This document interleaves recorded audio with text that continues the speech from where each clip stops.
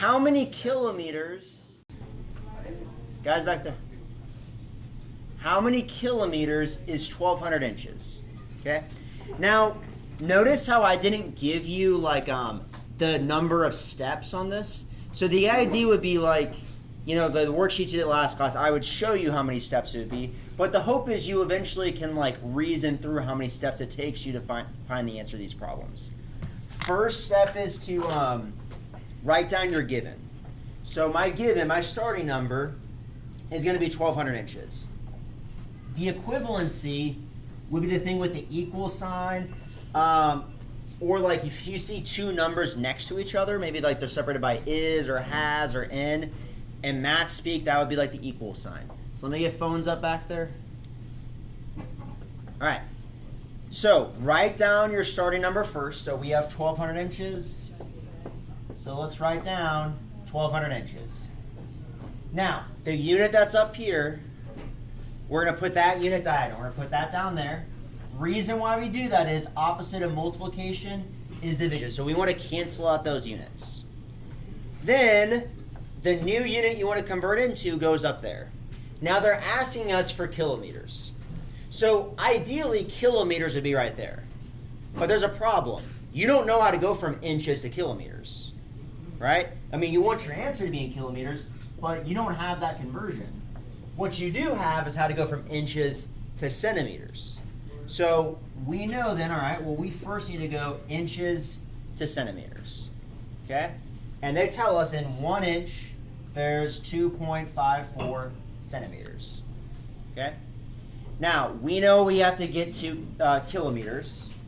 So let's get another setup here. Centimeters is here. Centimeters goes down there. Now, ideally, you would have kilometers up here. Now, problem is you don't know how to go from centimeters to kilometers. Some of you may, but I didn't tell you to memorize that conversion. So we got to figure out, well, what can I get centimeters into first? Then we can go from that into kilometers. And what would that be? Yeah, go ahead. Be meters, right? The in-between of centimeters and kilometers would be meters. That's what they share in common. So let's get to meters next. Then we can go from meters to kilometers. Okay? Centimeters would cancel, meters cancel. Now these are conversions you got to have memorized. You need to have memorized that in 1 meter, there's 100 centimeters. Remember, centi means 100, and it's small. Okay? All right, thank you. And it's small. All right, now meters to kilometers. Here's where people get confused. Kilo means 1,000, but so does milli. Okay? Now, kilo is big, so that's why in 1 kilometer, there's 1,000 meters. Meaning, some people want to say 1,000 kilometers are in 1 meter. But that wouldn't make sense if kilo is big, right? Like, how would 1,000 of those fit into 1 meter? Okay, so you got to use a little common sense with these. All right, now, so in our answer, you multiply the numbers on the top. So you do 1,200 times 2.54. And then, remember, multiplying by 1s doesn't do anything for us. Then you would divide by 100, divide by 1,000. And when we do that, we get, I don't know, maybe got it? 0.00, like, how many zeros? 2 zeros? Okay. So you get 0.00254. We agree? Anybody else? That's good. All right, now getting this, how would you get that in scientific notation? Remember, you got to get comfortable going from decimals to scientific notation. So what would that be in scientific notation?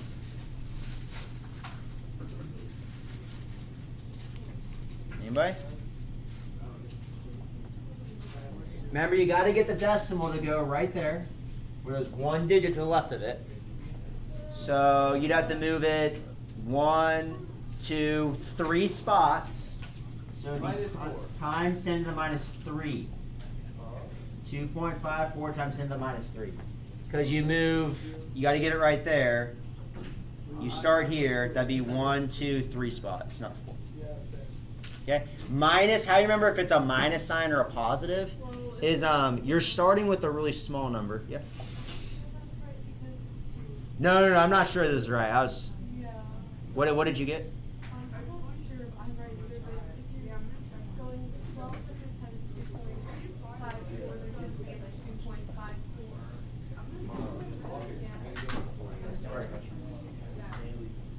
2.54. Okay, so 2.54. Oh, 1,200. So 1,200 times 2.54 divided by 100 divided by 1,000. All right, so we got. I'll write right here for next class. 0.0305.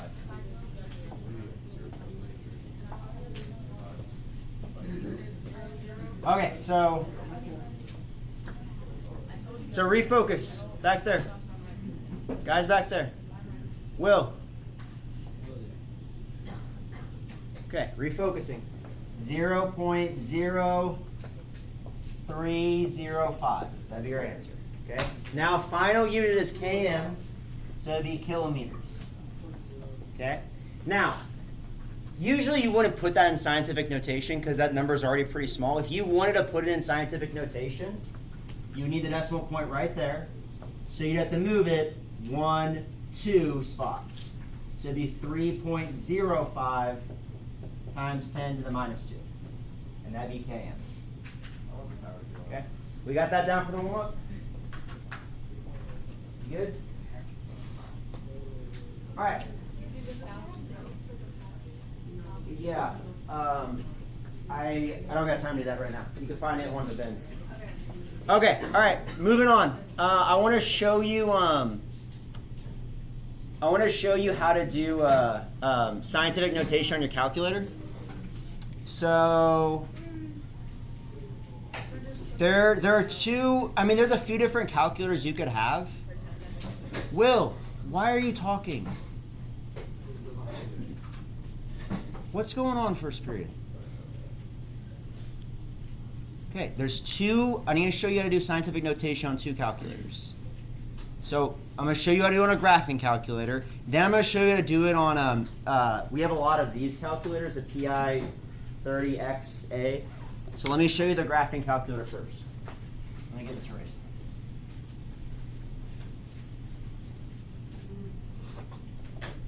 Okay.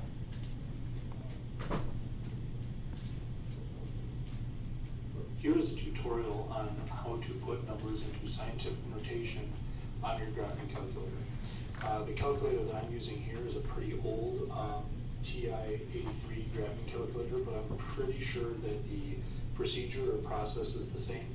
So if you want to put numbers into scientific notation, like the 6.02 times 10 to the 23rd, I take 6.02, and then I hit the second key, and I hit the comma key, or the button that has an EE above it.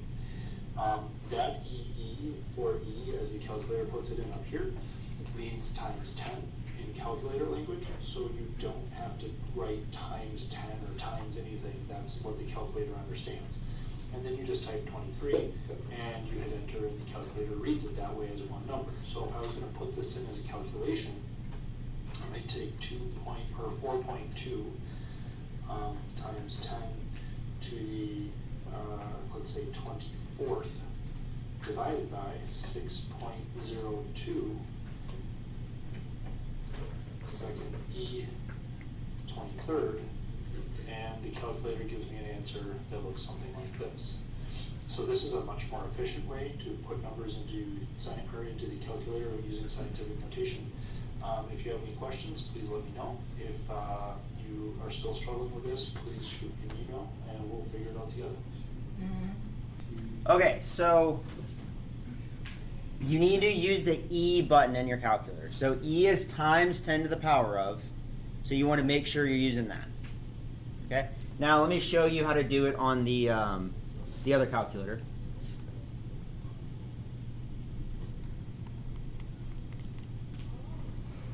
So out of that. All right, so for if you're using again the ones that we have a lot of in our class, say you do more production value in this one. Hello and welcome to HB Calcs. I'm Rick, and today we're going to be looking at scientific notation on the TI-30 XA calculator. Scientific notation is a way to simplify long, complex numbers. To use scientific notation on this calculator is a simple matter. Let's try this with 1 million.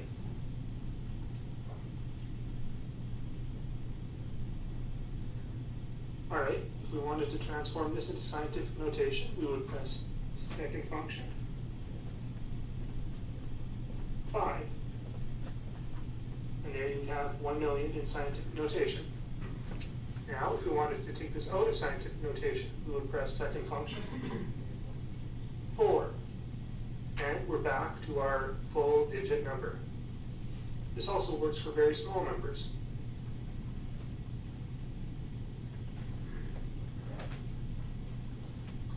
Alright, there we have 0.00001. And if we wanted to put this in scientific notation, again, we would go second function, 5. And now you can see we have 1 and negative 5.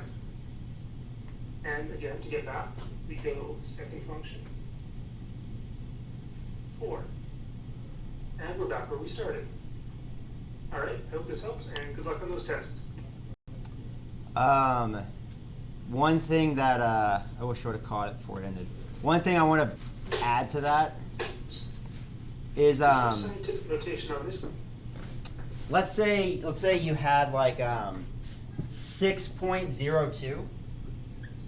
You type that in your calculator. If you want to make that then times 10 to the power of, you looking up here? So you want to put that as times 10 to the power of, you gotta use this EE button. So you would just push that, and then it'll show you a little box up there. You can then type 23rd or whatever power you want to go to. Okay. Yeah, just let me know if you need help with that. But it's important that you understand and are comfortable doing scientific notation on your calculators. Okay. All right, now moving to percent error. So make sure we all there in the notes. Make sure you turn to that page. You got some blanks to write down. All right, percent error. Not a super difficult concept or super long. But you want to make sure you're there with me. Okay, so you're trying to figure out how accurate were you in your measurement, or how accurate is your instrument that you might have used to measure. Okay, so and it's worth pointing out that everything you use to measure has some degree of uncertainty. No measurement tool is going to be perfect. Okay, nothing's going to be perfect in how you measure. Now, reasons why you might get error in your measurement is you're just not very good at measuring, right? You just inappropriate tool use, or inappropriate tool. I said two first. Inappropriate tool meaning you're trying to measure something that needs to be in centimeters with a ruler that's in inches. You're not using the right kind of ruler. Okay. And then the third is there's always some amount of estimation. We talked about that, right? With the estimating one place beyond. So you always want to make sure that you're estimating to the right number of places. Okay, now here's the percent error formula. To find out just how inaccurate you are, you would have to put in your experimental value minus your theoretical value divided by theoretical. Now, when I say theoretical, there's some other names you'll see this as, when you're doing some of these word problems. Sometimes you'll see theoretical as the accepted value or the correct value. So theoretical can be accepted or correct. And I'll add that to, I'll keep that the same. So just keep that in mind whenever you do these calculations. Other thing is absolute value. Who can explain absolute value to me? What's the idea of that in math class? Yeah, go ahead. The distance Perfect. Absolute value, distance, the number is from 0. So if you're uncertain on that, maybe add that to your notes. Distance from 0. Now, all we're trying to figure out is what is like the distance between these two numbers. We don't care whether it's going to be a negative or a positive number. You always make it the positive number. Meaning, let's say your experimental value ends up being like 7.5, but the theoretical value, the correct value, ends up being like 7.6. Well, if you minus 7.5 minus 7.6, that being negative 0.1. What these absolute value bars are saying is make that negative 0.1, turn it positive. Okay? So in other words, that's why you can write this formula like it is on the slide, or how I have it written up here. You can do theoretical minus experimental, or experimental minus theoretical, because it won't matter which way. Okay? All right. Let's do a practice problem here. So go ahead and get yourself to the next slide. So biggest challenge when you're doing these is making sure you identify the right parts, the experimental versus theoretical. So they're telling us a volume is measured experimentally as 4.26 milliliters. What is the percent error given that the correct value is 4.15? So we have our formula, percent error equals, what would be my my theoretical value? What was it? Not 4.26. 4.26 would be the experimental. Oh. So yeah, go ahead. Well, for our error here on the notes, it was experimental minus theoretical. That's what I'm saying. It doesn't matter the direction you write it because it's absolute value. It's just the distance from 0. Okay? All right, so your theoretical value is going to be this 4.15. Remember, theoretical value is the correct value. It's what it should be. So when we're doing this, you do absolute value. Experimental is 4.26 milliliters minus 4.15 milliliters. Okay? Divided by the theoretical. Theoretical is the correct one. That's 4.15 milliliters.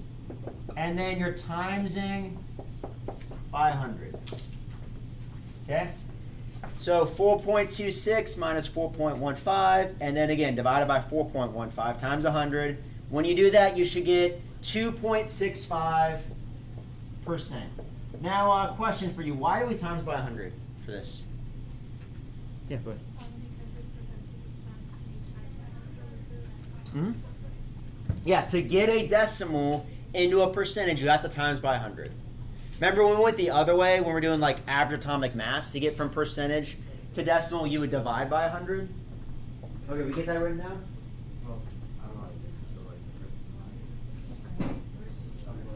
You there? Right with me? All right, I want to do one more practice problem, and then I'll let you do the lab here. Question?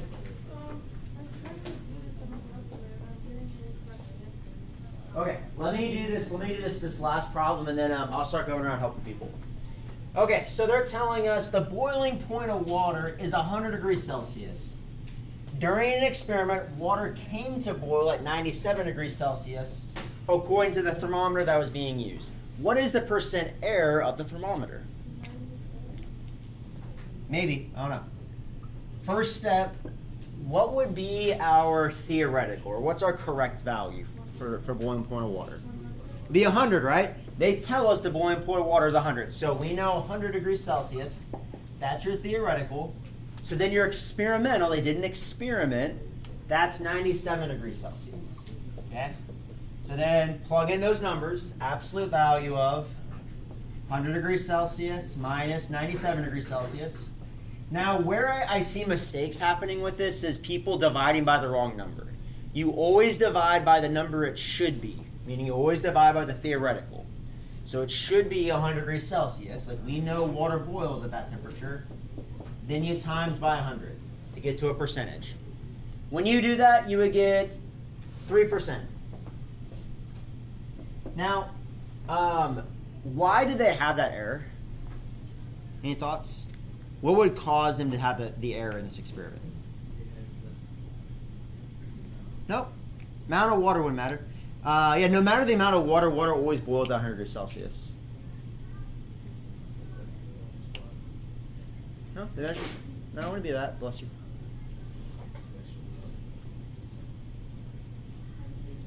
Think back to, like I said, there's 3 kind of things that cause percent error.